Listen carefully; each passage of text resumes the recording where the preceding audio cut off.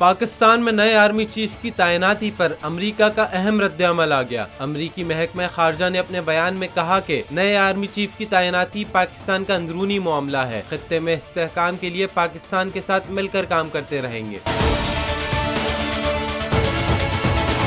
پاکستان کی روسی تیل خریدنے کی کوشش پر امریکی محکمہ خارجہ نے کہا کہ پاکستان کی تیل کی ضروریات کو سمجھ سکتے ہیں، ہر ملک کو اپنے حالات اور تیل کی ضروریات کے مطابق فیصلہ لینا ہوگا۔ امریکی محکمہ خارجہ کے مطابق انہوں نے روس پر تیل برآمد کرنے کے لیے اب تک پابندی نہیں لگائی، اتحادیوں کے ساتھ مل کر مہنگے تیل کے عالمی منڈی پر اثرات سے نمٹنے کے لیے کوششیں کر رہے ہیں۔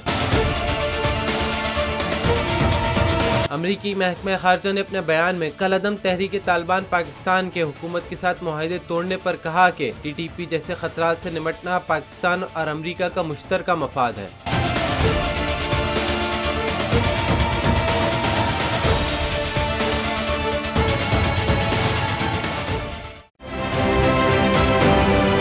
آپ یہ سمجھیں یہ جو حق ہے نا، حق پہ کھڑے رہنا اور حق کو بولنا، یہ دور سے لگتا ہے تنہا ہو گئے لوگ۔ آپ خان صاحب کو دیکھیں، تنہا دکھائی دینے، ساری جماعتیں مل کر ان کے خلاف ہیں، لیکن آج بھی پاکستان کے عوام اس حق کی آواز کے پیچھے جو ہے 80% سے زیادہ عوام ان کے ساتھ ہے۔ سیم ایگزیکٹلی اسی طریقے سے بول کی کہانی ہے بھائی، بالکل الگ آپ کو تنہا دکھائی دے گا، ہر جگہ آپ کو کھڑا ہوا نظر آئے گا، ہٹے گا نہیں کسی چیز سے، اور اس کے ساتھ بھی 80% عوام اگر آج آپ دیکھیں تو اسے بول دکھ رہی ہے۔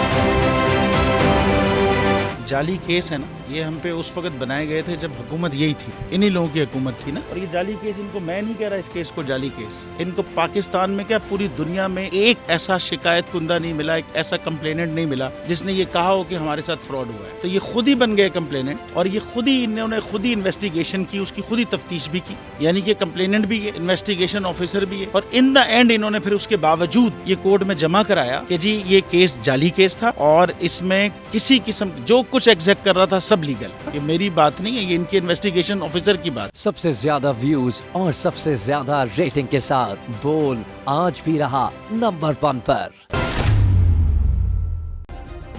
سبسکرائب کریں اور بیل دبائیں تاکہ کوئی خبر رہ نہ جائے۔